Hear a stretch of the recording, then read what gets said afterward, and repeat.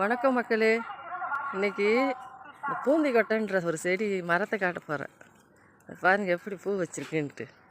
நல்லா இருக்கா? அழகாக இருக்கு பாருங்க. பார்க்க இப்போ தான் பிஞ்சு வைக்க போகுது. பூ பிஞ்சை காணோம்.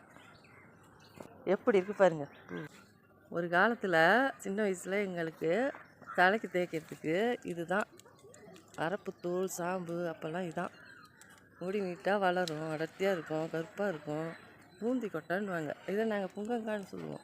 8 ரூபா விற்கக்கூடிய காலத்தில் படிக்கணக்கில் வாங்கினோம். அப்போ எங்கள் வீட்டில் இந்த மரம் இல்லை. இப்போ எங்கள் வீட்டில் இருக்குது. இப்போ நாங்கள் சாம்புக்கு மாறிட்டோம். இப்போ தான் பிஞ்சு வச்சுருக்காங்க. இவங்க அழகாக இருக்காங்க பாருங்க. பார்க்கவே அழகாக இருக்குது.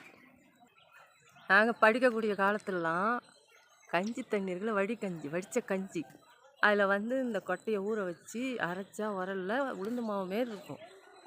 அதை தான் எங்கள் அம்மா தேய்ச்சி விடுவாங்க.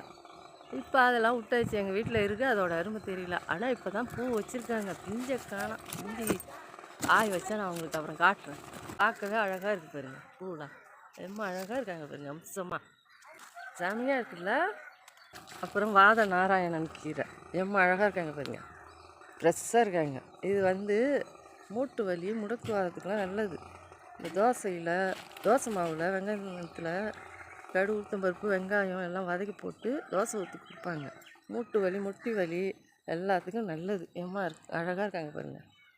அப்புறம் முருங்கை மரம் பூ வச்சுருக்காங்க பாருங்கள். எப்படி பூ வச்சுருக்காங்க பாருங்கள். அழகாக இருக்காங்க பாருங்கள். இந்த தான் பிஞ்சு தான் கீழே வச்சுருக்காங்க. இதையும் தோசை மாவில் வதக்கி தோசையாக ஊற்றி சாப்பிட்லாம். அதே மெத்தடில் நல்லா அழகாக இருக்கும்.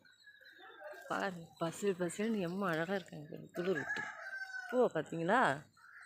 அழகாக இருக்காங்க பாருங்க. இவங்கெல்லாம் காலையிலேயே பார்த்தா கொஞ்சம் நிம்மதியாக இருக்கும் பாருங்க. அழகோ அழகு. வீடியோ பிடிச்சிருந்தா ஷேர் பண்ணுங்கள், லைக் பண்ணுங்கள்.